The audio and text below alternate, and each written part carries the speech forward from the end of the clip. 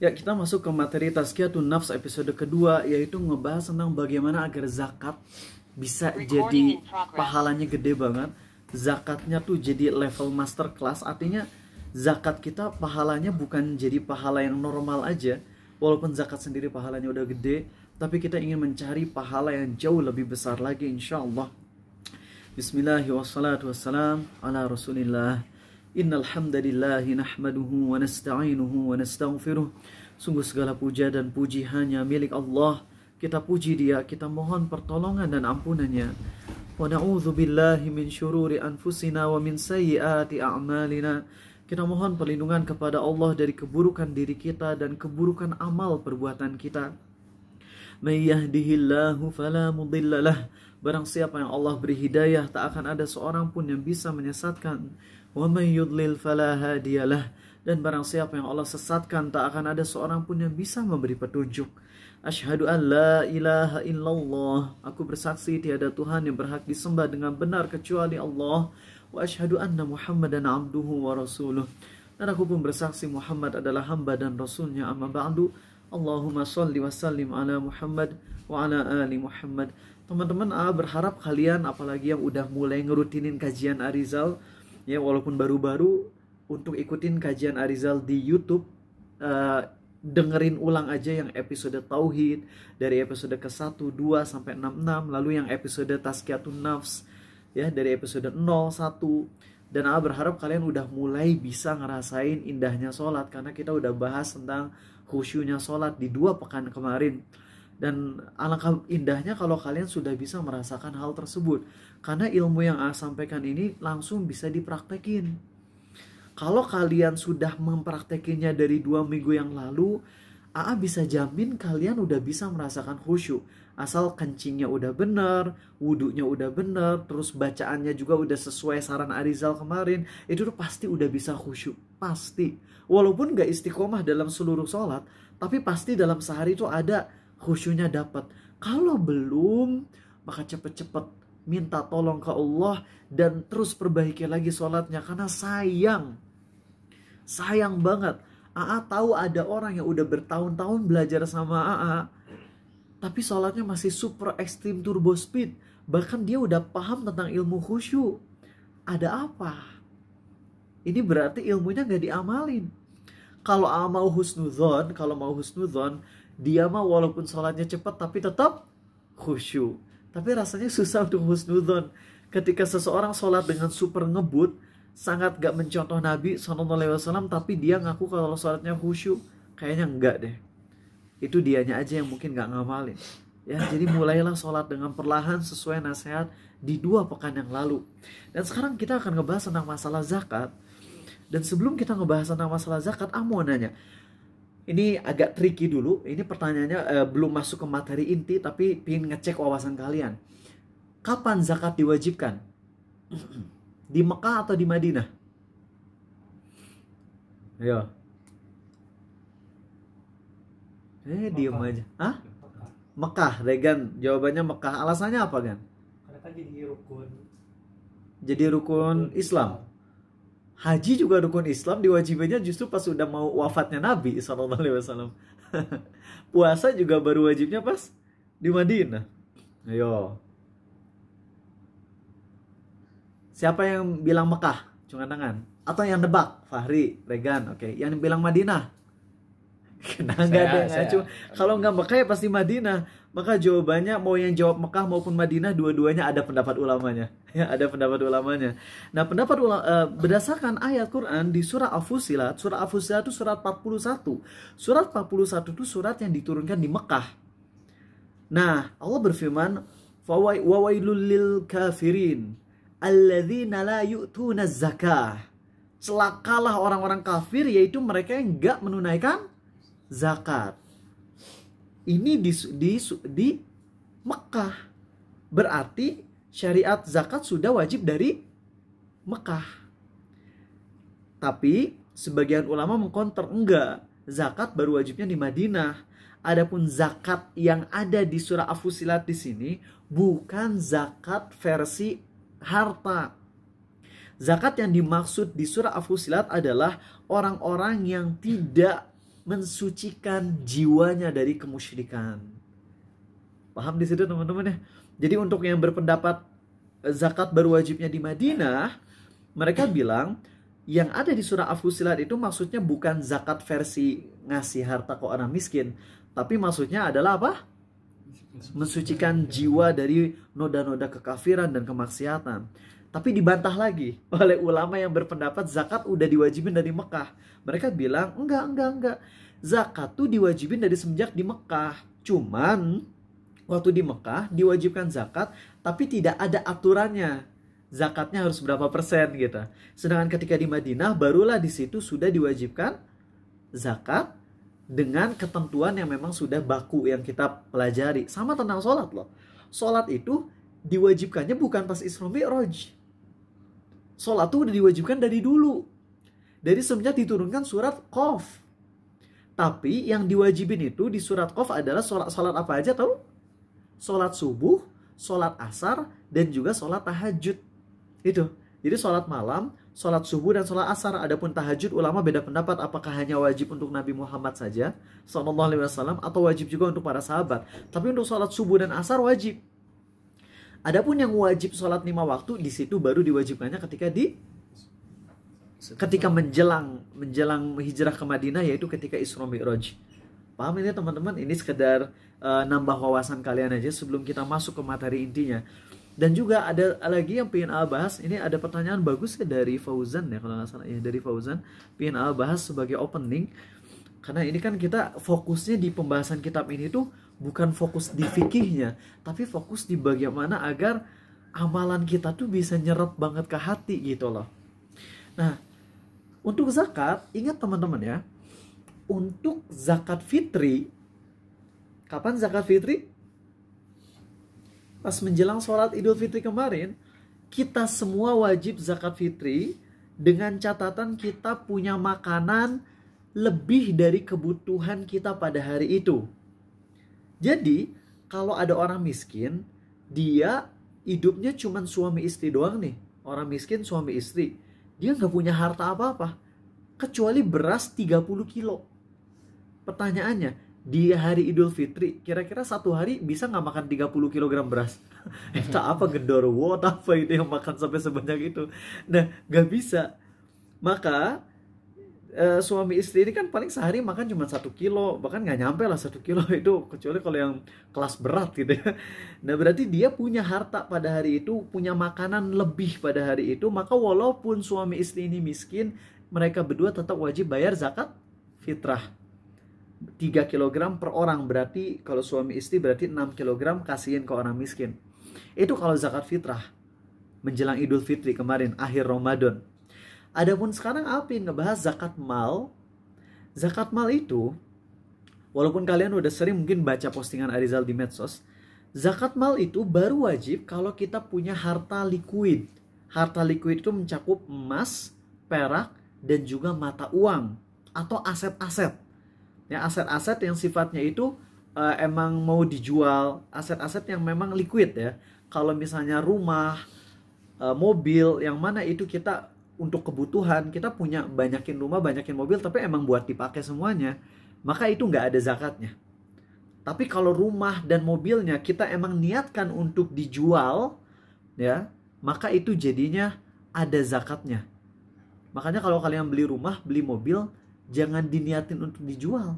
Soalnya kalau kalian diniatin untuk dijual, itu jadinya bukan lagi kebutuhan, itu jadinya barang perniagaan.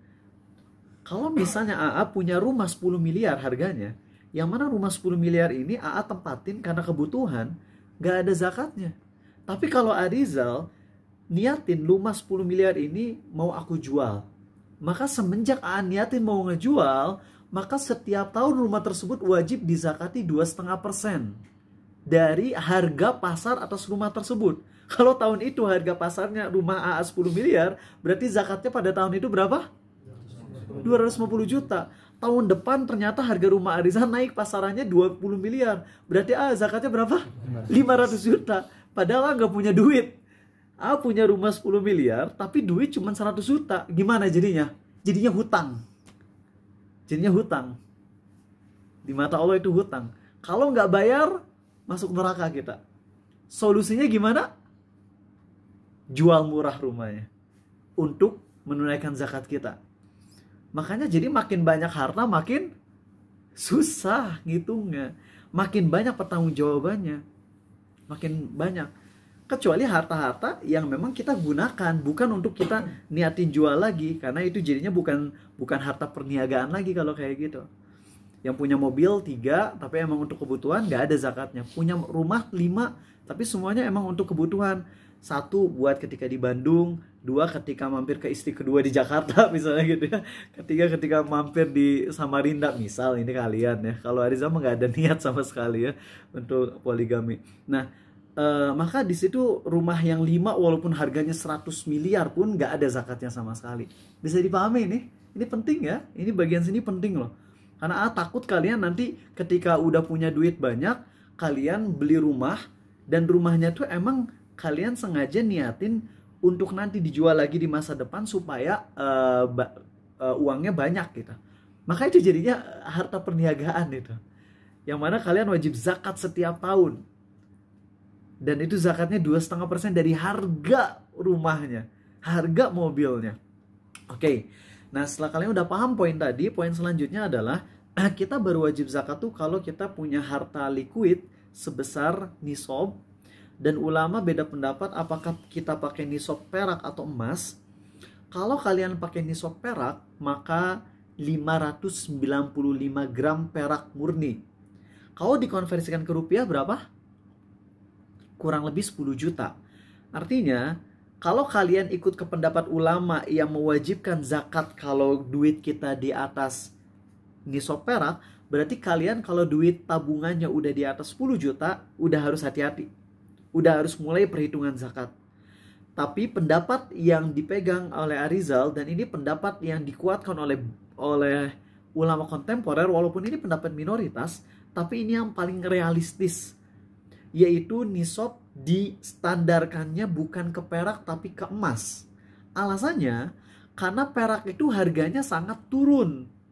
Di zaman Nabi SAW, 595 gram perak itu equals to 85 gram emas. Paham? Matematiknya kalian ingat ya. 595 gram perak sama dengan 85 gram emas secara harga. Makanya mau pakai nisab perak atau nisab emas, kalau di zaman Nabi SAW sama aja. Tapi dengan berkembangnya zaman, makin kesini perak harga semakin turun, sedangkan emas tetap bertahan. Buktinya sekarang emas berapa 1 gram? 1,8 miliar. Itu 1 kilo ya. Emas 1,8 juta. Ya. Sedangkan perak, loyo banget. Padahal kita tahu hadis di mana Nabi SAW bersabda, zakat itu diberikan dari orang kaya ke orang miskin. Sekarang kalau standarnya perak, artinya orang punya duit 10 juta, dia udah wajib zakat. Padahal orang di zaman now, kalau punya duit 10 juta bisa dibilang kaya nggak? Enggak, duit 10 juta mah nggak kaya. Pas-pasan, duit 10 juta mah. Nggak bisa untuk bertahan 1 tahun, boro-boro 1 tahun. Setengah tahun gak bisa. Apalagi yang pengeluarannya banyak, bisa jadi 1 bulan pun udah minus. Sedangkan zakat, kata Nabi SAW, diberikan dari orang kaya ke orang miskin. Maka standar yang kita pakai adalah emas. Dan berhubung emas di tanggal sekarang yaitu 25 April 2025, harga emas itu sekitar 1,8 juta, berarti nisab itu artinya kita baru mulai harus ngitung zakat, ya, itu nisab ya. Yaitu kalau kita punya duit berapa? Sekitar berapa? 85 kali 1,8. Kalkulator so. Gak apa-apa, kita butuh soalnya data ini. Berapa, Faris? 85 ya. 85 kali 1,8. 153 juta. Jadi kita punya kewajiban zakat tuh kalau kita punya duit di atas 153 juta. Itu yang pertama. Kedua, uangnya harus selalu di atas 153 juta tersebut. Nanti kalau kalian dengerin ceramah ini mungkin di tahun 3000 Masehi, mungkin udah beda lagi ya harganya. Udah 1 gram emas tuh mungkin udah 1 miliar mungkin harganya mungkin ya. Nah, jadi kalian sesuaikan ya. ini di tanggal sekarang 25 April 2025 harga emas 1,8 juta, maka kita baru wajib untuk ngitung harta itu kalau kita punya duit di atas 153 juta. Dan kita baru wajib zakat tuh kalau duitnya selalu di atas 153 juta selama 1 tahun Hijriah. Selama 1 tahun Hijriah. Kalau di tengah-tengah ternyata uangnya ngedrop jadi misalnya 130 juta, maka gak wajib zakat jadinya. Pokoknya kita baru wajib zakat itu kalau kita harta uangnya selalu di atas 85 gram emas selama 1 tahun Hijriah.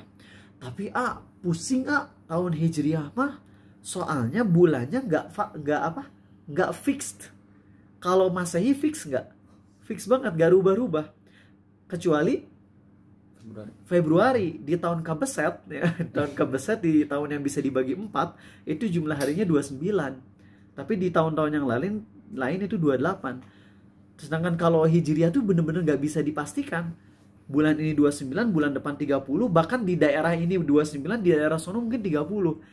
Maka sebagian ulama berijtihad, dan ini juga pendapatnya diambil dari Ibnu Qudamah dan sebagainya, boleh mendelay zakat sampai batasnya 2 minggu. 2 minggu itu berapa hari? 14 hari. Nah, selisih Masehi dan Hijriah itu berapa hari? Kurang lebih 11-10 hari kan. Maka teman-teman ulama berijtihad, kalau kalian punya ngitungnya pakai tahun Hijriah, boleh kalian penggunaannya pakai tahun Masehi. Misalnya kalian udah deh, biar gampang hitungannya, duit saya nih pas banget di tabungan di atas 153 juta tuh tanggal 3 September. Ya udah, nanti zakatnya tanggal 3 September tahun depannya. Cuman bukan 2,5%. Tapi berapa?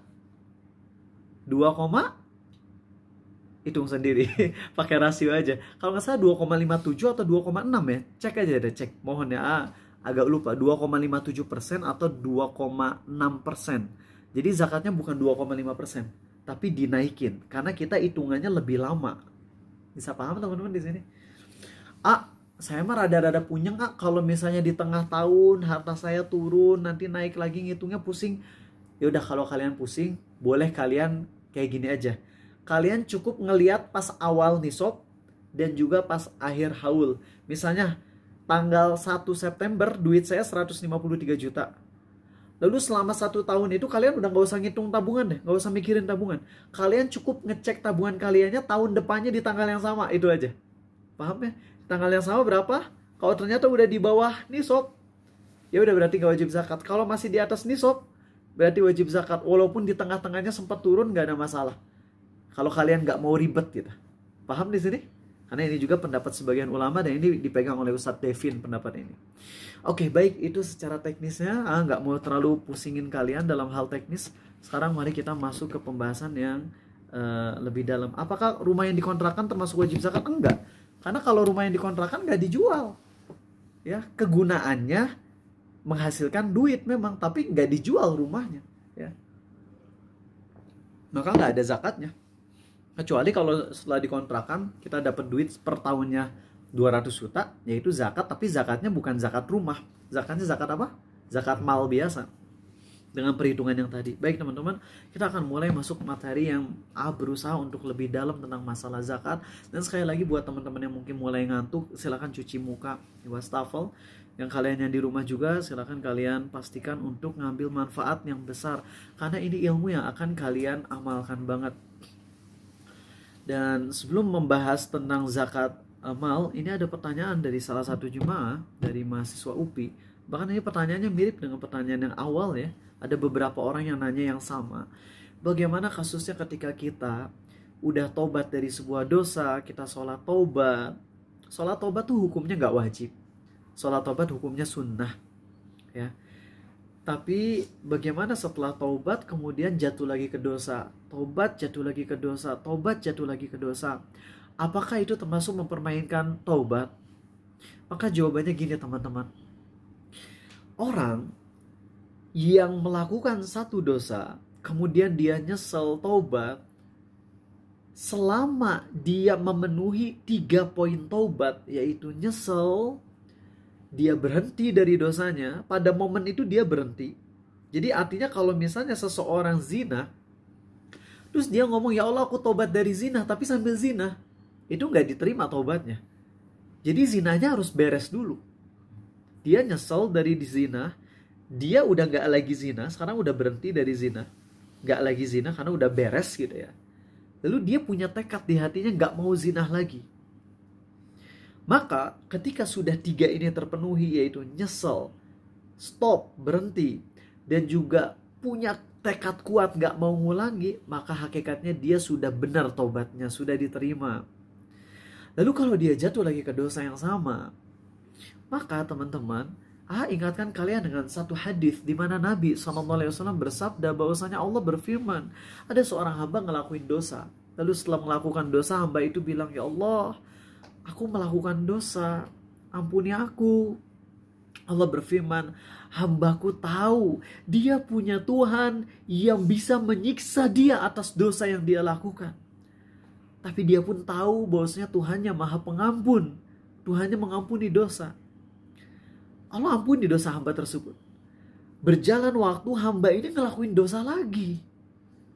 Lalu setelah melakukan dosa lagi, dia ngomong lagi, ya Allah aku melakukan dosa, ampuni aku. Allah berfirman lagi, hambaku tahu dia punya Tuhan yang menyiksa atas dosanya. Tapi dia pun tahu Tuhannya mengampuni dosa. Allah ampuni lagi hamba ini. Lalu dia berjalan waktu, jatuh lagi ke dosa lagi. Ini yang dimaksud dosa ini tuh mau dosa yang sama atau dosa yang lain, itu sama aja. Karena hakikatnya, kalau orang, dia misalnya dosa nonton film haram, terus dia tobat, lalu dia nonton film haram lagi, itu dosanya sama atau beda? Beda, udah beda dosa. Maka artinya kalau seseorang mengulang suatu dosa, hakikatnya dosa yang dia ulang itu adalah dosa yang berbeda. Karena kan dia udah minta ampun ke Allah. Ketika udah minta ampun ke Allah, dosanya udah hilang. Lalu dia ngulangin dosa yang sama, pada hakikatnya sama, tapi di mata Allah itu adalah dosa yang beda. Dosa yang baru. Nah, dia lagi-lagi minta ampun ke Allah, tobat. Terus Allah bilang, hambaku tahu dia punya Tuhan yang mengampuni dosa, tapi Tuhannya juga bisa menyiksa atas dosanya. Terus Allah berfirman apa coba teman-teman? Di akhir hadis ini, hadis qudsi riwayat Muslim, Allah berfirman, silakan lakukan apapun, kata Allah. Silakan lakukan apapun. Artinya seakan-akan kalau secara tekstual hadis, seakan-akan ya Allah nyuruh kita untuk sok aja berbuat dosa bebas. Tapi para ulama menjelaskan bukan begitu maksudnya. Yang dimaksud hadis ini adalah siapapun yang terjatuh ke dosa, lalu kemudian dia minta ampun ke Allah lagi sungguh-sungguh, dia nyesel lagi, lalu dia jatuh lagi ke dosa, lalu dia nyesel lagi, dia jatuh lagi ke dosa, dia nyesel lagi, maka Allah akan selalu siap mengampuni dan Allah gak akan pernah bosan. Allah gak akan nganggap itu sebagai mempermainkan taubat. Yang dimaksud mempermainkan taubat adalah orang yang istighfar tanpa ada nyesel sama sekali. Udah sering ngasih analogi ke kalian. Contohnya ada anak pesantren, pacaran. Pas diingetin sama kita, "Oi, kamu gak boleh pacaran." Dia ngeles, "Oh, saya gak pacaran, saya lagi mendakwahi ukhti," katanya. Oh, itu ngeles gitu ya. Kemudian habis itu dia pacaran sambil pegangan tangan mesra. Kita ingetin, "Kok kamu katanya dakwahi ukhti tapi pacaran bareng pegangan tangan mesra banget." Terus dia respon, "Kami pegangan tangan pun sambil istighfar bersama," misalnya. Nah, itu mainin tobat. Karena dia ketika ngelakuin istighfar gak ada nyeselnya. Bahkan dia masih ngelakuin dosanya. Bahkan dia gak ada tekad untuk berhenti dari dosanya. Beda kasusnya kalau kita sambil istighfar tuh udah nyesel.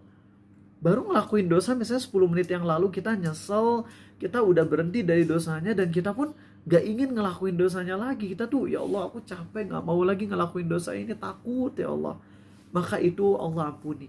Dan walaupun itu diulang, Allah gak akan berhenti mengampuni. Dan suka ingetin teman-teman, mendingan maksiat, nyesel, maksiat, istighfar, daripada maksiat, istighfar. Kenapa? Karena orang yang dia maksiat, lalu dia istighfar, lalu dia maksiat, dia istighfar, dia maksiat, dia minta ampun ke Allah lagi, dan selama minta ampun tuh dia sungguh-sungguh terus, maka potensi terbesarnya dia mati dalam kondisi istighfar, dalam kondisi taubat. Kenapa? Karena amal soleh tuh oleh Allah dikali lipatin 10 pahalanya. Kita dosa anggap aja 10, lalu kita istighfar, taubat, nyesel, Allah kasih pahala 100. Tapi kalau kita maksiat sampai 100 kali maksiat, baru nyesel tobat. Terus maksiat, terus baru tobat. Potensi besarnya dia mati dalam kondisi maksiat. Mending pilih yang mana? Mending pilih gak maksiat sama sekali. Gak bisa. Masalahnya gak bisa. Untuk gak maksiat sama sekali itu gak bisa, teman-teman. Mustahil. Kecuali para nabi dan rasul. Maka pilihannya adalah teman-teman udah, kita minta ampun ke Allah, nyesel, kalau jatuh lagi minta ampun ke Allah lagi, nyesel terus aja, terus gak pernah berhenti teman-teman. Jangan pernah berhenti. Dan kalau bisa setiap kali istighfar kita lebih nyesel lagi, lebih dalam lagi. Oke? Plus selain kita nyesel dari dosa, kita pun tambah dengan amal soleh. Dan ini yang kita bahas teman-teman tentang masalah zakat.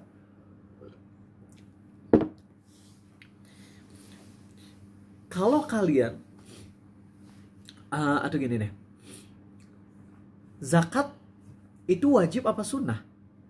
Bagi orang yang udah terkena kewajiban, udah nisab dan haul, wajib apa sunnah? Wajib. Amal yang wajib tuh dicintai Allah nggak? Dicintai banget, sangat dicintai Allah.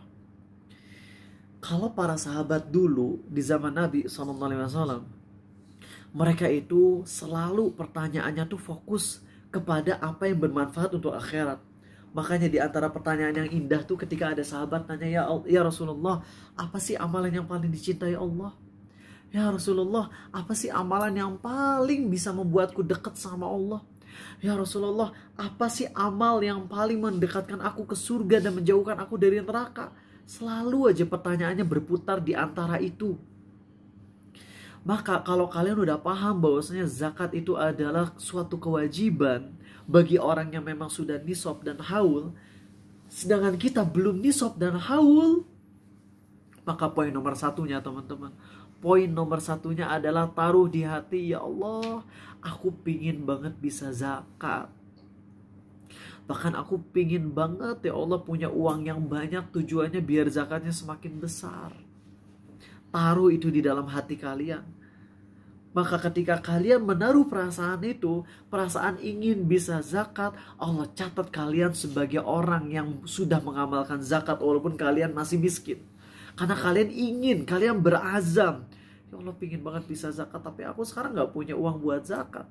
Uangnya cuma cukup untuk kebutuhan sehari-hari, tapi taruh keinginan buat zakat di hati kita.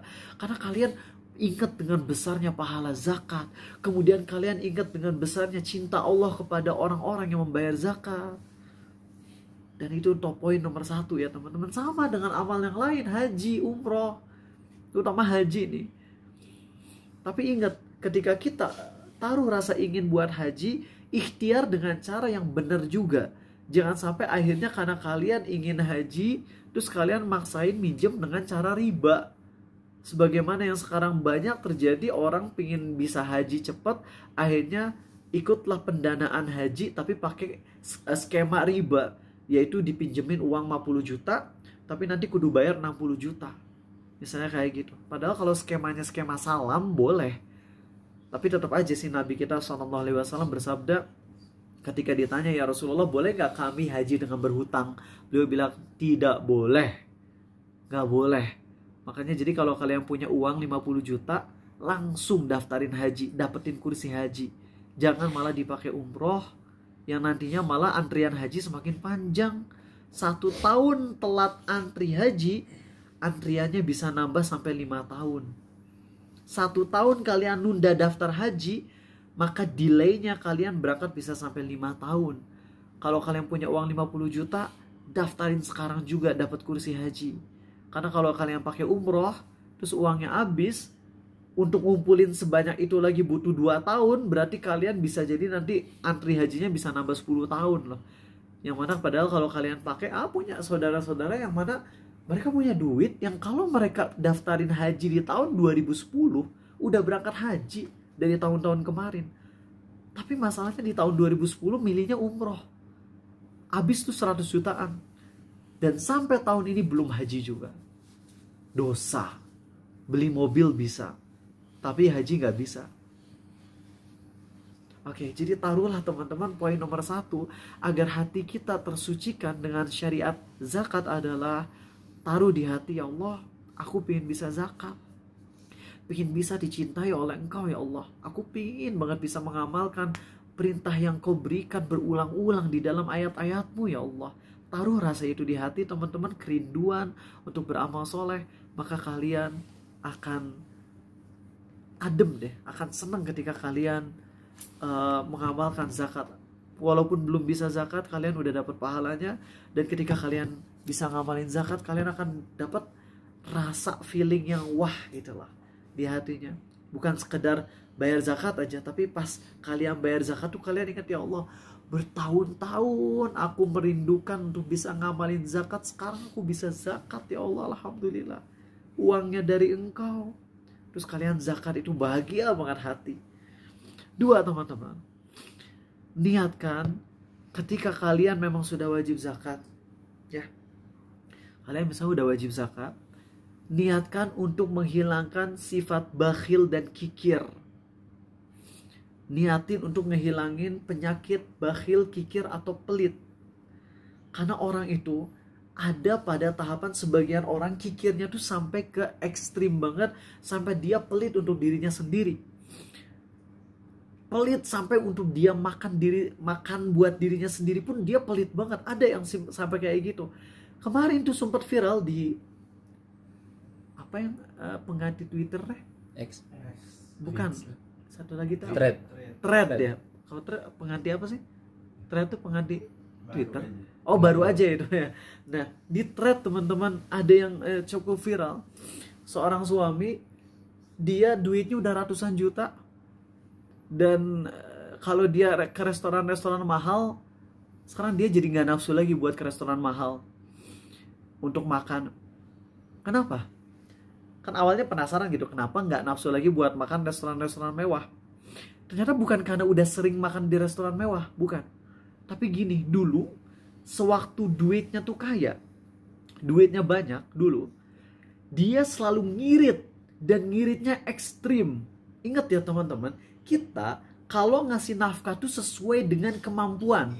Allah berfirman di surat 65, liyunfiq dzu sa'atin min sa'atih wa man qudira 'alaihi rizquhu falyunfiq mimma atahu Allah. Hendaklah orang-orang itu memberi nafkah sesuai kesanggupannya. Orang-orang yang memang memiliki kelapangan, maka berilah nafkah sesuai kelapangan. Dan orang yang memiliki kesempitan, maka nafkahlah dengan sesuai kesanggupannya. Jadi kalau kalian uang misalnya sebulan penghasilannya misalnya 100 juta. Kalian misalnya makan tiap hari. Semua anggota keluarga setiap hari makannya di restoran 3 kali sehari lagi. Take away dari restoran Solar System misalnya gitu teman-teman. Nasi goreng Solar System misalnya kalian. Kan satu nasi gorengnya 60.000 kali 3 180.000, anggota keluarga kalian 5. Berarti sehari habis berapa tuh? 900.000. Sebulan habis 27 juta. Buat kalian yang gajinya 100 juta per bulan, makan di Solar System kayak gitu, itu termasuk boros atau termasuk boleh-boleh aja? Boleh-boleh aja. Tapi kalau bisa lebih memanage tuh sebenarnya bisa lebih enak ya. Sewa chef yang sebulannya bisa 5 juta lah gajinya.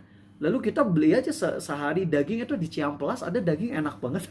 Itu kalau kalian beli tuh sekilo teh berapa gitu, cukup murah, dan kualitas dagingnya tuh premium, dimasak dengan lebih yang enak banget, sehingga di rumah setiap hari makan lebih mewah lagi daripada di Solar System. Tapi pengeluaran paling cuman habis sampai 10-15 juta. Itu lebih bijak lah. Tapi andai pun kalian mau ngabisin 30 juta untuk makan, dosa nggak? Enggak. Karena emang uangnya segitu, kalian banyak. Tapi buat yang emang keuangannya itu 4 juta per bulan gajinya, maka dia harus bijak dalam masalah nafkah. Harus bijak, harus sesuai dengan kemampuan. Dia harus punya perhitungan, manage.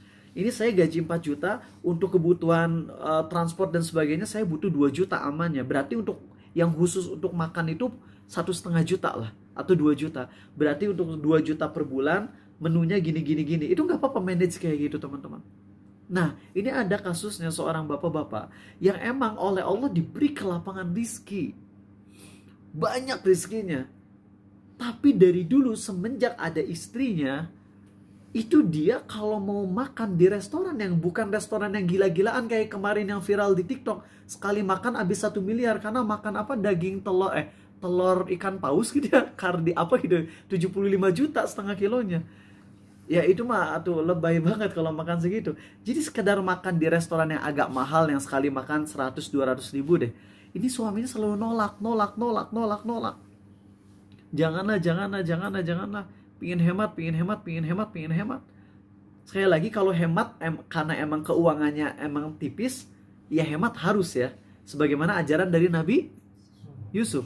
Tapi kalau keuangan melimpah, atau kalian keuangannya pas-pasan tapi pada suatu momen kalian bisa lah untuk ngajak makan sebulan sekali. Ya, istri dan anak di tempat yang agak mahal dikit deh. Tapi nggak sampai memudaratkan keuangan. Nah, si bapak-bapak ini teman-teman, dia selalu nolak istrinya. Makan mewah. Sampai bertahun-tahun suami ini selalu makannya sederhana banget padahal Allah lapangkan. Padahal istilahnya mah kalau dia setiap hari makan steak bisa. Tapi dia makannya sangat sederhana banget di rumahnya. Duit mungkin MM-an. Atau kalau nggak MM-an ratusan juta. Apa yang terjadi? Mati istrinya. Habis itu setelah istrinya mati, dia nyoba makan di restoran mewah. Di restoran yang enak. Ya bukan yang mewah banget lah. Yang lumayan lah. Dia makan. Terus pas makan apa? Enak banget. Makan di sini enak banget. Gak pernah saya makan yang seenak ini gitu loh. Terus dia langsung merenung, ya Allah, seumur istriku hidup aku gak pernah ngajak dia makan. Aku pelit banget. Sekarang dia nyesel. Pas istrinya udah mati nyesel. Kenapa dulu aku bisa pelit banget? Hanya gara-gara itu dia jadi ngerasain, ya Allah, aku ngerasain makanan enak ini selama bertahun-tahun hidup sama istriku. Aku gak pernah ngasih makan seenak ini. Dia nyesel dan akhirnya dia gak ada nafsu lagi buat makan di restoran mewah. Karena rasa bersalah yang besar itu loh. Maka ketika kalian zakat, niatkan, ya Allah, aku mau ngilangin rasa kikir ini dari hatiku. Dan ketika kita niatkan kayak gitu, Allah akan mudahkan kita terhindar dari penyakit kikir atau bakhil, teman-teman. Itu poin nomor 2, niatin. Kalau kalian gak niatin, itu gak akan dapat feeling itu. Tapi kalau kalian niatin di hati banget kan di dalam ini, ya Allah, aku senang ngelakuin zakat karena ini adalah rukun Islam. Aku mencintaimu dan aku berharap engkau pun mencintai aku beramal soleh seperti ini. Aku pun ingin ngehilangin bakhil dari hatiku, ya Allah. Pas zakat, pahala gede. 3, teman-teman. Diusahakan untuk merahasiakannya. Tapi kalau ada maslahat, tampakkan. Kalau nggak ada maslahat atau bisa mudarat kalau terang-terangan, maka sembunyikan zakat. Seperti kita tahu yang viral kemarin, ada orang kayaknya non-muslim sih ya, nggak tahu ini muslim atau bukan. Tapi yang jelas di zaman COVID itu ada orang yang dia rutin ngasih sembako ke orang-orang sekitar kampung selama 2 minggu berturut-turut. Pas itu bulan depannya nggak dikasih, pada marah warga, kenapa nggak dikasih lagi? Nah, berhubung mental kebanyakan orang zaman now tuh kayak gitu, maka kalau kalian sedekah terang-terangan atau zakat terang-terangan, kira-kira buat kalian sendiri maslahat atau mudarat? Mudarat. Kalian akan jadi inceran. Kenapa ada bakers di Jakarta itu nitipin zakatnya ke AA? AA nggak ngambil speser punya 0%. Kemudian nanya, kenapa kamu gak zakat aja langsung ke orang miskin gitu. Kalau yang nitipin zakat ke Ariza tuh suka bilang gini, daripada nitipin ke AA, mending kamu datang ke AA terus kita langsung ngasih ke orang miskin rame-rame. Tunjukkan orang-orangnya. Tapi rata-rata orang teh gak mau, kenapa sih? Tahu?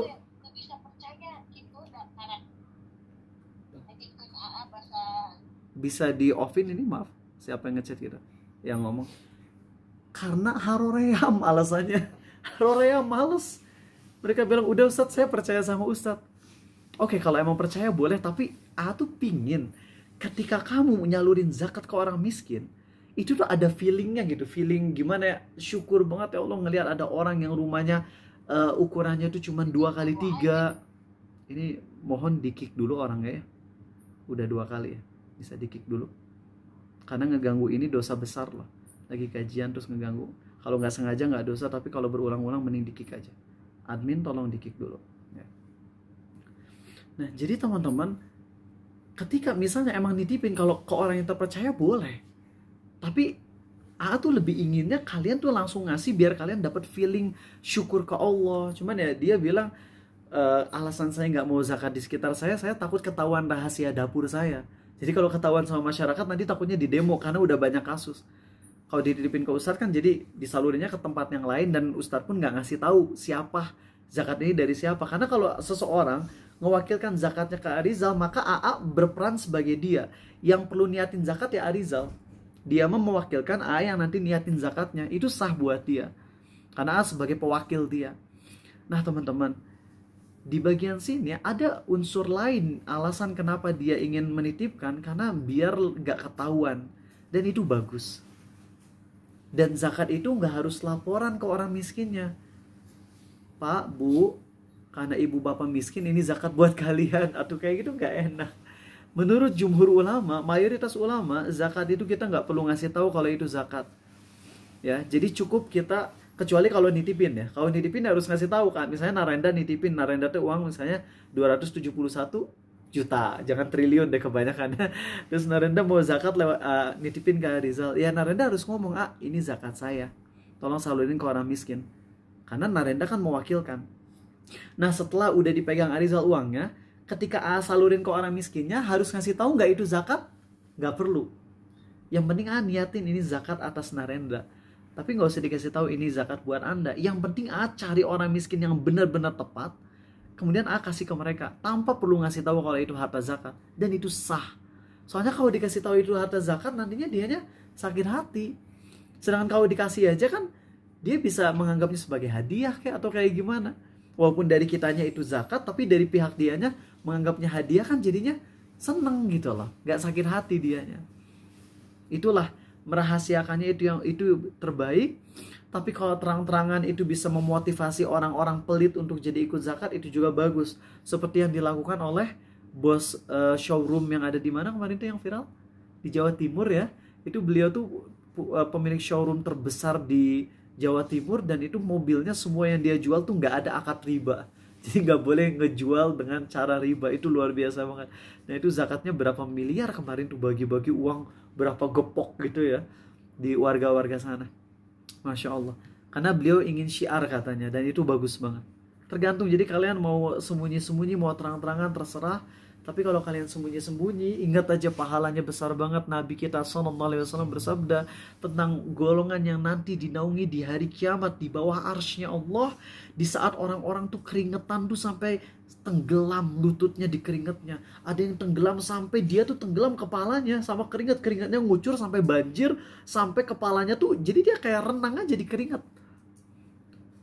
Di hari kiamat. Tapi akan ada orang yang oleh Allah dinaungi di bawah arsy-Nya sehingga dia nggak kepanasan, dia nyaman, dia teduh. Siapa mereka? Yaitu orang yang sedekah secara sembunyi-sembunyi sampai tangan kirinya nggak tahu apa yang disedekahkan tangan kanannya. Maksudnya dia sembunyi-sembunyi itu sering banget, itu bahasa kiasan.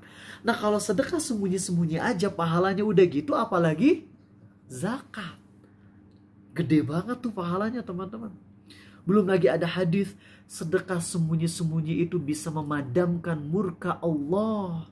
Coba teman-teman, saat kalian lagi zakat sembunyi-sembunyi atau sedekah sembunyi-sembunyi, di sini tuh ada yang rutin loh. Sedekah lewat Paradise Driver untuk postingan dakwah, tapi kok pakai flip. Kalau flip ketahuan nggak siapa yang transfernya? Enggak kan? Sengaja, dan itu rutin, Masya Allah. Pakai flip. Padahal bisa aja pakai Jago Syariah biar gak ada admin kan. Ya, ada yang sedekahnya 1.000 per hari, 5.000 per hari, tapi dia pakai flip sengaja biar gak ketahuan namanya. Masya Allah. Karena dia pingin murka Allah hilang atas dirinya. Dia pingin dinaungi di bawah arsy-Nya Allah. Wah, itu luar biasa teman-teman. Coba deh pas sedekah sembunyi-sembunyi itu kalian taruh di hati, ya Allah, aku ingin dinaungi di arsy-Mu ya Allah di hari kiamat. Ya Allah, aku ingin murka-Mu padam atas diriku ya Allah, atas dosa-dosa yang kulakukan, baik yang besar maupun yang kecil.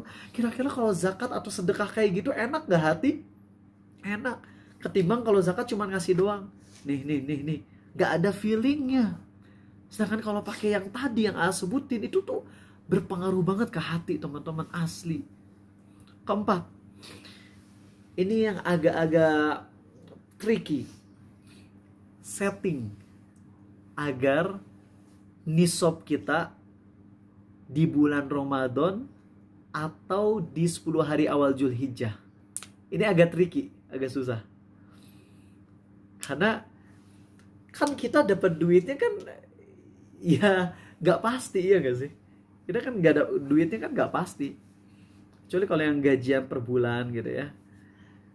Tapi kan kita gak pasti, sehingga kan bisa jadi nisabnya tuh ya pas dapat gaji misalnya kita dapat gaji ke 200, kita udah kerja 200 bulan, di gaji ke bulan ke 200, disitulah nisab kita. Dan ternyata bertepatannya dengan bulan Syawal. Gitu, nggak tepat dengan Ramadan. Tapi ya kalau kalian memungkinkan untuk bisa men-setting, misalnya nih ya, di bulan Rajab, habis Rajab apa?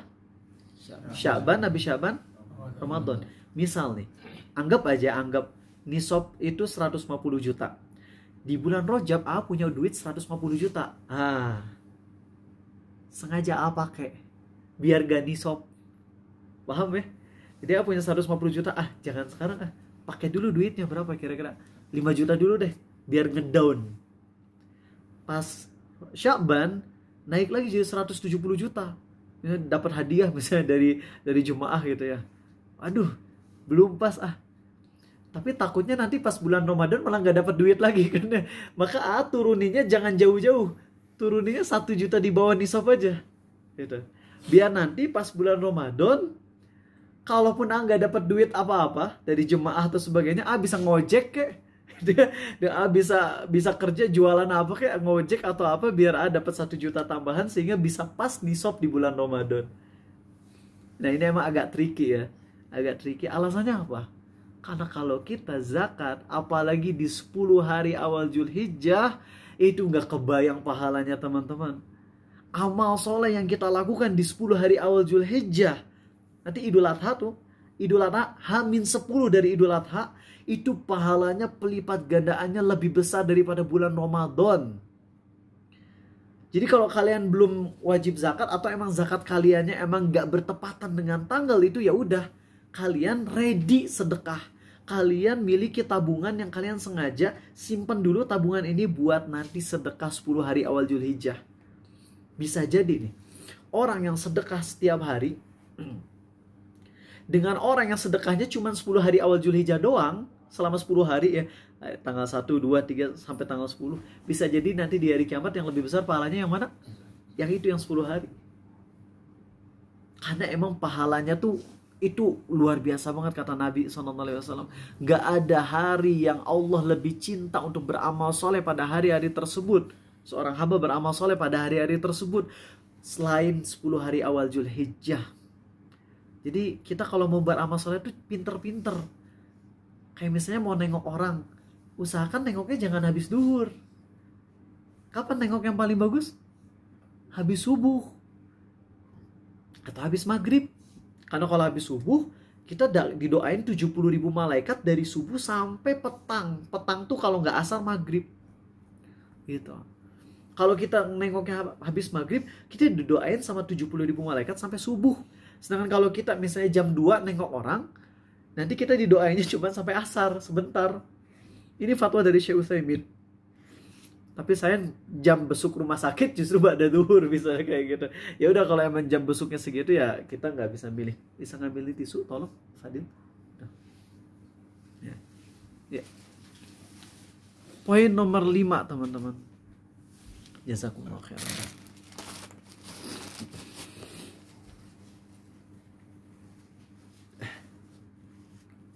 Ini semua yang saya sampaikan, kalau kalian ternyata belum wajib zakat, maka ini bisa kita alihkan untuk sedekah. Ya, semua yang poin-poin tadi dialihkan aja untuk sedekah, jadi kalian bisa ngamalin. Karena kalau sedekah mah boleh kan untuk siapapun. Kita agak ngebut ya teman-teman, jangan ngantuk ya. Please banget, karena ini tuh bisa diamalin banget. Poin-poin tadi bisa diamalin langsung besok juga. Ya. Besok juga bisa diamalin. Kelima teman-teman, jangan mengungkit-ungkit pemberian. Ya. Dan jangan juga mengharap balasan dari manusia. Aisyah dan Ummu Salamah itu kalau mau ngasih ke orang miskin, Aisyah nyuruh pembantunya untuk ngasih ke orang miskin sedekah. Dan ketika Aisyah nyuruh pembantunya untuk ngasih orang miskin, itu Aisyah nyuruh dulu pembantunya, apalin doa dari saya ini. Aisyah ngajarin doa ke pembantunya. Terus habis itu Aisyah bilang, nanti kalau kamu kasih ke orang miskin, lalu orang miskin tersebut ngedoain Aisyah, kamu balas dengan doa yang tadi aku ajarkan juga. Biar apa? Karena aku gak mau sedekahku dibalas dengan doa. Aku pengen sedekahku benar-benar murni untuk sedekah, sedangkan doa yang dia berikan, aku balas dengan doa lagi. Paham gak teman-teman? Sekarang mah banyak orang-orang yang sedekah ke anak-anak yatim ya. Udah sedekah di panti asuhan, tolong doain kakak-kakak biar lulus skripsinya. Aduh, itu tuh kurang etika teman-teman. Apalagi yang paling luar biasa buruk banget pas SMA tah. Pas lagi acara tablik akbar, santunan buat anak yatim, anak-anak SMA yang miskin-miskin dari kelas-kelas itu dinaikin ke atas panggung. Ya tuh disorakin sama teman-temannya. Dibilang yatim, udah gede dibilang yatim. Terus mereka dapat santunan anak yatim. Kan pasti orang yang nyantunin tuh berharap diterima oleh orang-orang yang baik, sedangkan yang ke depannya anak-anak bararangor kabeh. Coba bayangin gimana gak dibully sama teman-teman satu sekolah.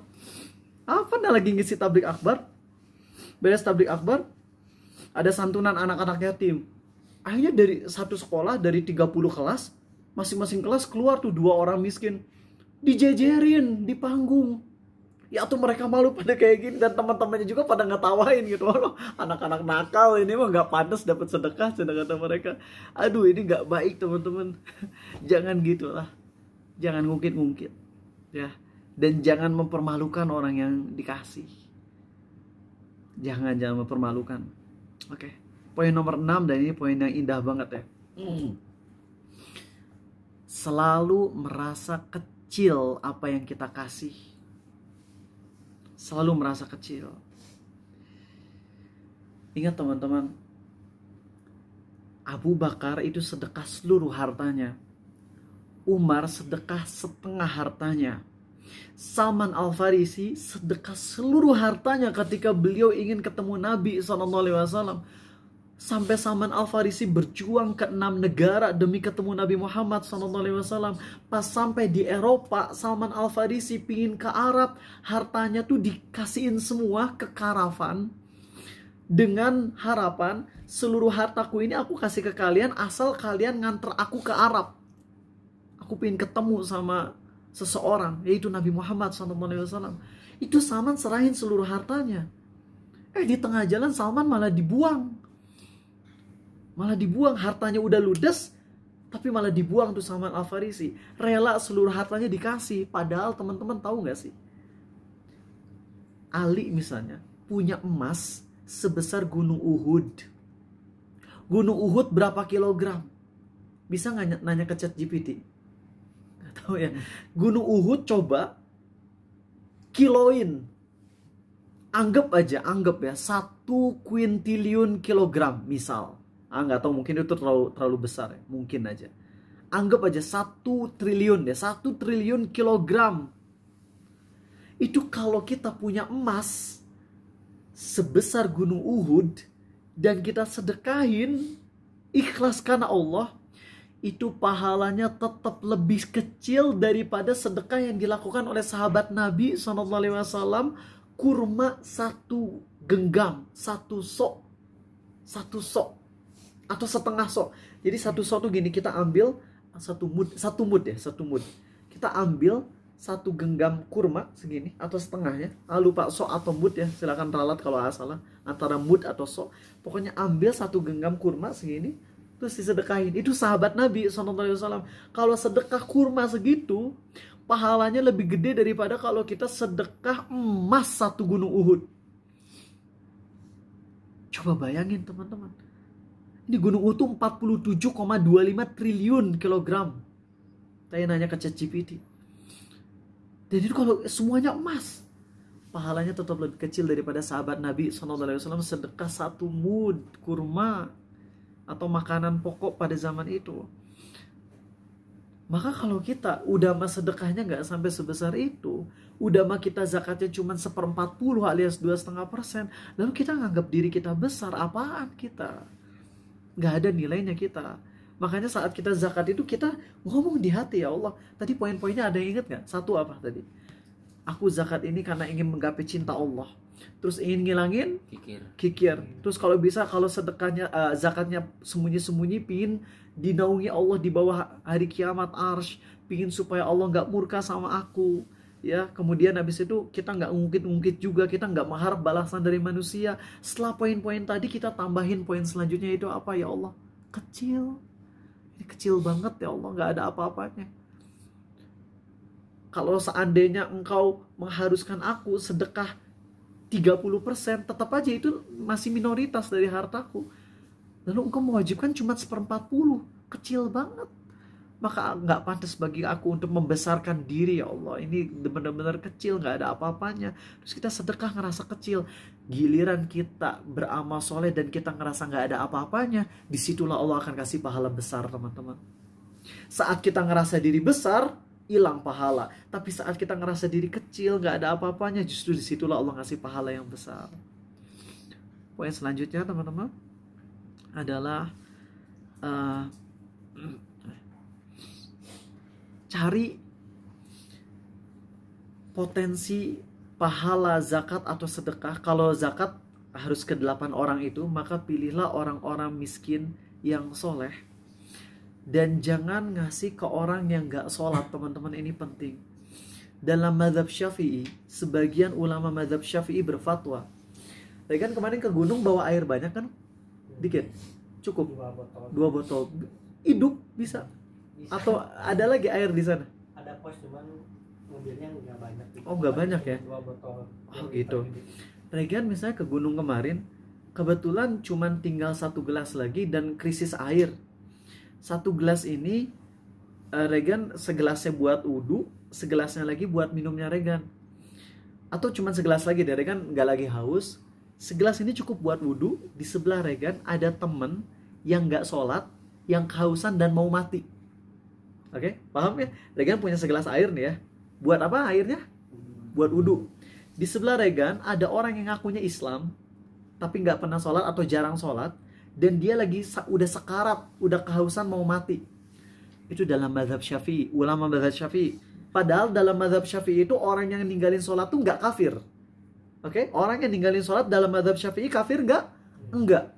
Tapi dalam pendapat sebagian ulama mazhab Syafi'i, kalau dalam posisi tadi Regan ada 1 gelas buat wudhu, sedangkan di sebelahnya ada temannya yang muslim yang udah mau mati kehausan, maka jangan kasih segelas air itu buat dia. Biarin dia mati kehausan dan pakailah segelas air itu untuk wudhu. Bukan kata Arizal, ini kata ulama mazhab Syafi'i. Mungkin ada yang nanya, kok kejam banget Islam? Bukan kejam banget Islam, tapi ada hukuman buat beberapa maksiat, sanksi dari Allah. Karena dalam mazhab Syafi'i, orang yang gak sholat tuh walaupun tidak kafir, tapi harus dibunuh. Maka saat dia gak mau tobat dari ninggalin sholat, udah sering diingetin tapi kagak sholat-sholat, biarin dia, walaupun akhirnya mati. Ini jangan dipotong video ini. Ya, karena ini penjelasannya butuh panjang. Karena beda loh, feelingnya antara dengerin ceramah panjang dengan ceramah singkat. Itu beda. Kalau ceramah singkat gampang di framing.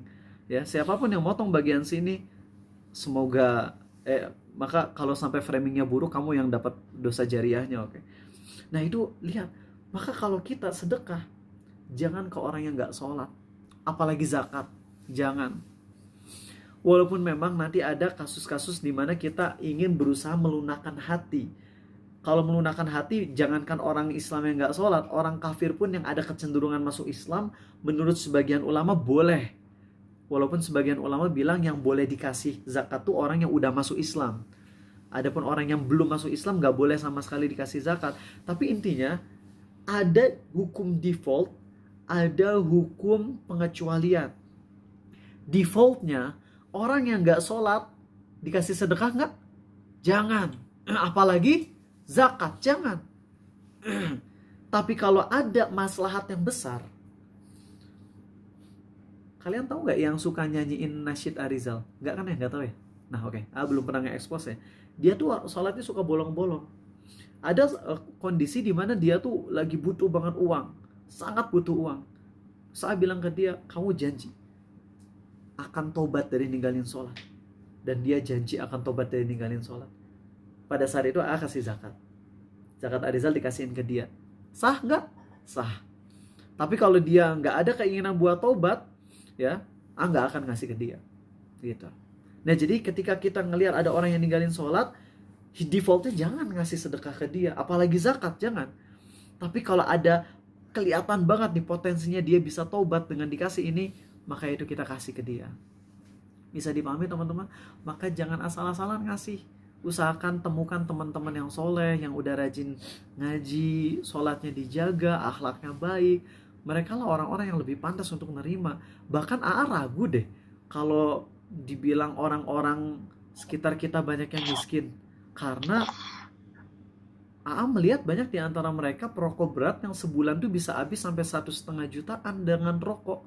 Tapi mereka minta beras karena nggak ada buat makan di rumah. Makanya ragu orang-orang di sekitar kita. Dan perokok di Indonesia sekarang berapa persen?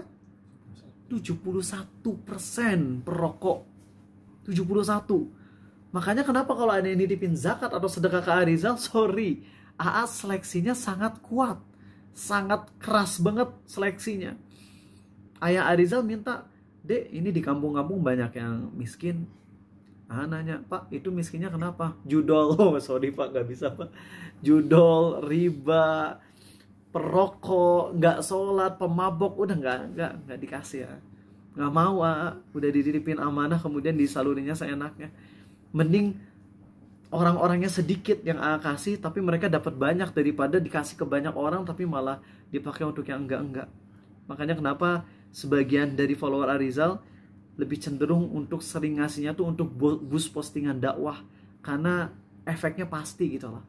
Bikin postingan tentang pembatal keislaman, lalu ini ada yang sedekah 500.000, ada di antara anggota grup tuh yang sedekah 500.000 sebulan, ya, dan uang itu pakai untuk ngeboost postingan dakwah. Pahalanya jariah tuh. Orang-orang yang tobat gara-gara postingan Arizal, dia akan dapat pahala terus dari situ. Karena pahalanya jariah. Sedangkan kalau kita ngasih ke orang miskin yang biasa, ya cuma dapat pahala sedekah biasa. Kalau kita ngasih ke orang miskin yang soleh, penuntut ilmu, setiap kali dia belajar ilmu Islam, kita dapat pahala terus saja.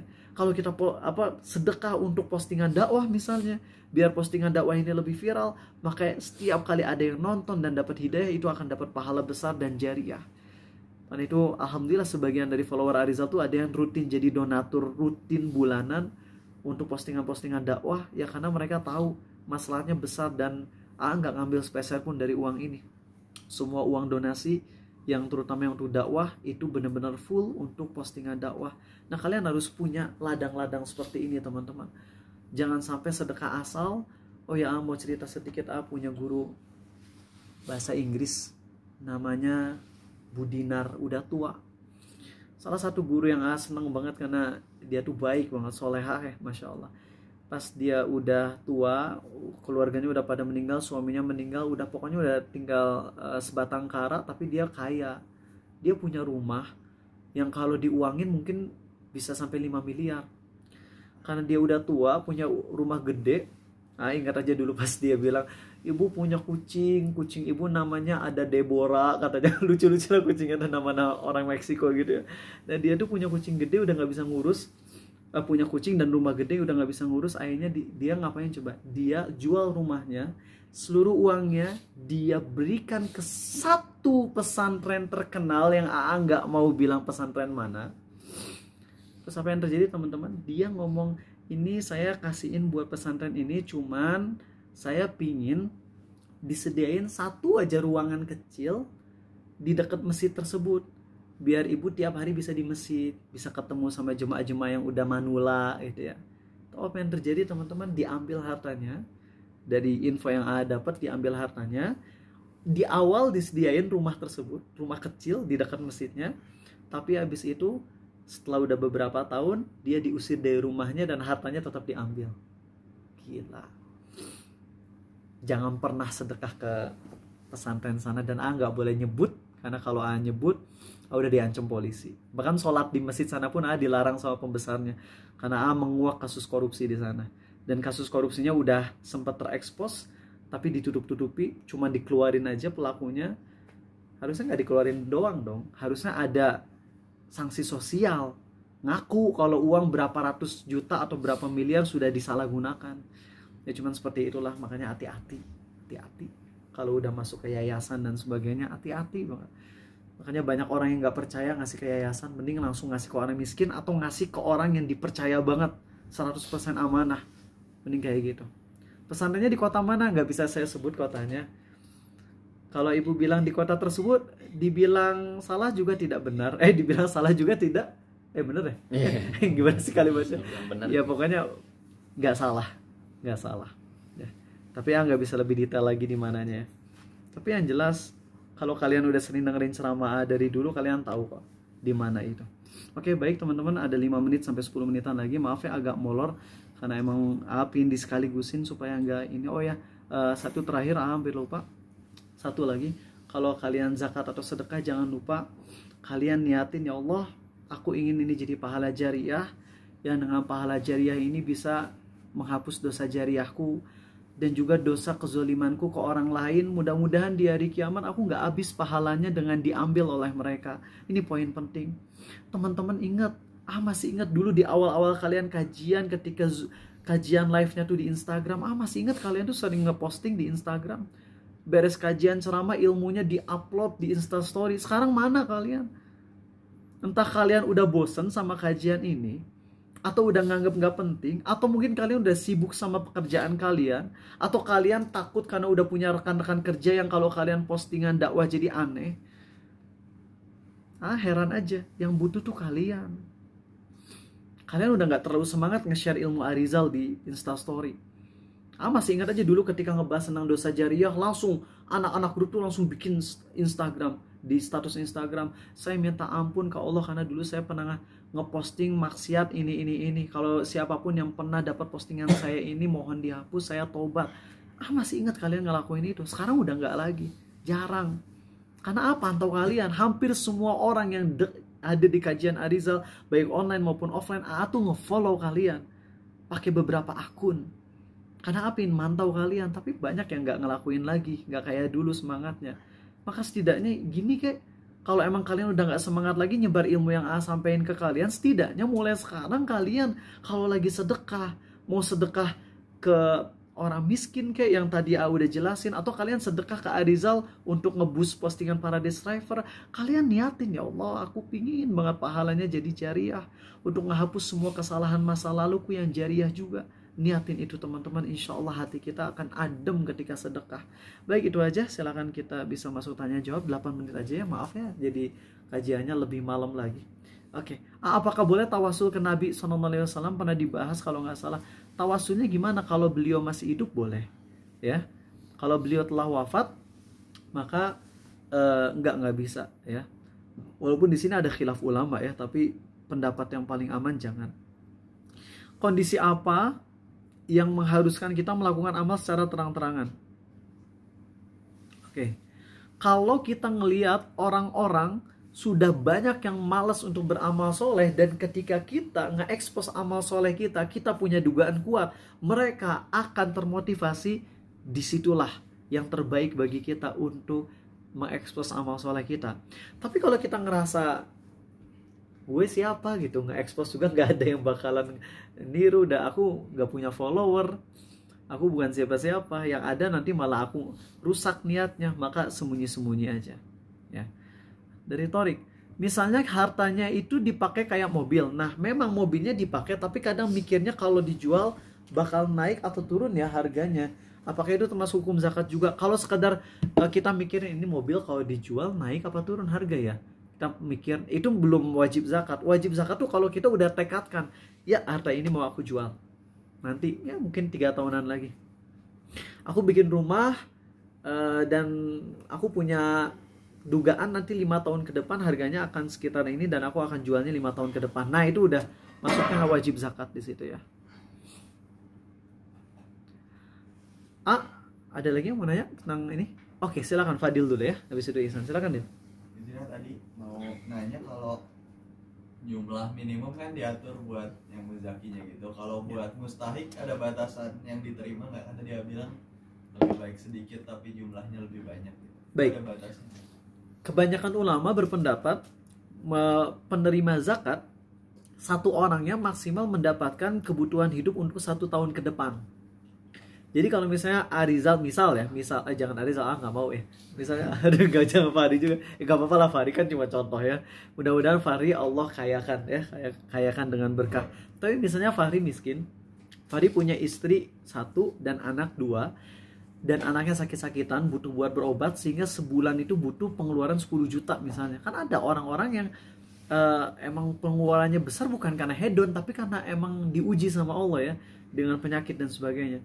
Maka berarti Fahri boleh dikasih 120 juta. Satu orang Fahri boleh dikasih 120 juta.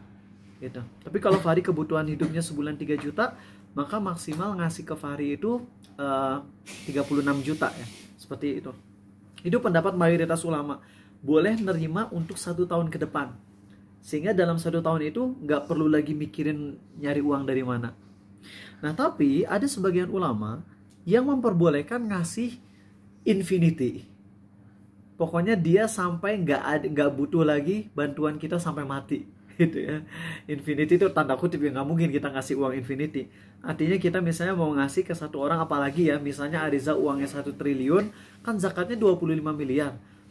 Sedangkan misalnya mayoritas orang nggak sholat, sedangkan untuk nyari orang-orang miskin yang ngejaga sholatnya susah, sehingga cuma dapat misalnya 5 orang, ya udah 5 orang itu masing-masing kasih 5 miliar. Sehingga dengan dikasih uang pada saat itu dia langsung berubah jadi kaya. Paham Dil ya? Nah maka saran Arizal ikuti pendapat mayoritas ulama, yaitu ngasih maksimal untuk 1 tahun ke depan. Tapi andai kita ada pada posisi kayak tadi Dil, misalnya Allah uji Fadil dengan kekayaan yang luar biasa misalnya ya, sehingga Fadil zakatnya setahun tuh 1 miliar. Bingung nih mau nyari orang miskin yang tepat. Ini mau nyari orang miskin sebelah, banyak utang tapi utangnya utang judol. Sholat kagak, mabok mulu, ngerokok berat. Waduh, gak sah kalau dikasih ke situ kan. Sedangkan Fadil cuman menemukan 2 orang yang miskin, ngejaga sholat, nggak judol, nggak ngerokok. Ya udah, terpaksa kasih ke mereka berdua 500 juta kalau kayak gitu. Paham Dil? Seperti itu. Dengan niat taklid ya Allah. Bilang aja ke Allah, ya Allah, aku ingin ikut pendapat mayoritas ulama, tapi pada saat ini aku taklid kepada ulama yang membolehkan untuk ngasih sebanyak mungkin ke 1 orang gitu. Dikarenakan kondisinya gini, ngomong aja ke Allah jujur. Dan itu insya Allah diterima karena kita taklid ke ulama yang memang ulamanya kompeten juga untuk berfatwa gitu. Paham ya? Oke, silakan Ihsan. Yang nggak sempat nanya silakan boleh nanya ke WhatsApp gratis. Tinggal chat aja ke WhatsApp gratis teman-teman ya. Nanya, screenshot kajian ini sebagai bukti kalau kalian hadir, lalu tanya ke WhatsApp Arizal. Kasih buktinya terus langsung nanya aja. Jadi kalian nggak rugi kan ikut kajian sampai beres. Silakan Ihsan. Ya, jadi di satu perusahaan yang bergerak di bidang alam itu, seperti tambang ya kayak gitu, ada dana untuk lingkungan, dana sosial seperti itu yang harus dikeluarkan per tahunnya tuh ya sekian %. Nah, apakah dari dana itu tuh dikeluarkan misalnya tuh disalurkan ke zakat? Nah, pertanyaan pertama, apakah keuntungannya itu tuh sudah menghapuskan zakat di punya perusahaan? Dan yang kedua, apakah misalnya uang bonus dari situ tuh sudah dizakati gitu Kak, dari dana perusahaan tersebut diwakilkan gitu? Baik, ya itu untuk dana perusahaan, untuk zakat perusahaan itu kayaknya harus nanya ke Ustadz Devin ya, harus nanya ke beliau aja, ke Ustadz Devin. Nanti ada biayanya sama Ustadz Devin, ada biaya profesional, ada biaya untuk karyawan. Kalau buat kalian yang karyawan, biayanya murah kok. Nanya ke Ustadz Devin tuh private, worth it banget lah. 150.000 tuh untuk berapa? Setengah jam atau berapa menit? Pokoknya lupa, tanya aja ke beliau. Ya, tapi sangat worth it karena dalam AA tuh kalau nanya ke beliau tuh daging semua. Kebayang gak sih AA punya potensi dapat harta haram puluhan juta, tapi dengan AA nggak bayar beliau, cuma traktir beliau di restorannya Ustadz Khalid Basalamah gitu ya. Sambil traktir sambil nanya, gratis kan. Cuma traktir beliau nanya gratis, dan terselamatkan dari uang haram. Kan worth it banget. Bukan masalah haram 20 jutanya aja yang worth it, tapi selamat dari jahanam itu yang paling pentingnya gitu loh. Nah, jadi tanya ke beliau untuk yang zakat perusahaannya. Tapi kalau pribadi mah, kalau dapat duit, ya itu masukkan ke dalam hitungan nisab kalau emang udah nisab. Kalau belum nisab ya berarti gak wajib. Itu kalau untuk uang pribadi ya. Tapi kalau uang perusahaannya nggak tahu di situ harus gimana. Oke? Satu pertanyaan terakhir, ada yang tentang zakat? Ada? Oke, baik. Kalau gitu nanya ini misalnya punya tanah dipakai misal untuk kontrakan atau sawah, tapi niat juga dijual, harus zakat. Nah, kalau niatnya dijual tapi dikontrakan juga, ya dia harus ngezakatin. Harus dizakatin. Harus, ya. Jadi hati-hati buat teman-teman, nanti kalau kalian misalnya dapat warisan rumah, ya, dan itu rumahnya udah murni untuk kalian, misalnya udah bagi-bagi nih warisan, dan kemudian disepakati atau atas sesama ahli waris untuk misalnya untuk Regan rumah ini, untuk kakak Regan misalnya sawah ini. Nah, Regan pemilik penuh atas rumah tersebut. Kalau udah niatin ini mau dijual, maka pada momen itu juga jadi wajib zakat, ya, wajib zakat. Jadi pastikan kalau punya barang jangan niat dijual, gitu ya, jangan niat dijual, mending niatnya untuk dipakai aja lah, niat untuk dipakai. Baik, itu aja, terima kasih teman-teman. Besok kajiannya jam 5:15. Karena ngasih tahu akan 3 hari di Jakarta dan BSD ya. Besok Jakarta Selatan ikut kajian Tazkiratus Sami Ustadz Nuzul. Hari Minggu kajian Ustadz Nuzul yang half din series di Serpong ya. BSD itu Serpong ya. Nah, dan hari Seninnya yaitu jalan-jalan doang ya. Jadi 3 hari di sana. Kalau ada momen-momen kosong yang nggak ngeganggu agenda sama istri, kalian bisa ikut, bisa ketemu untuk setoran bacaan ya. Aziz ya, bisa Aziz ya, nanti insyaallah ya setoran lagi insyaallah. Baik, terima kasih teman-teman. Subhanakallahumma wa bihamdik, asyhadu an la ilaha illa anta astaghfiruka wa atubu ilaik. Assalamualaikum warahmatullahi wabarakatuh.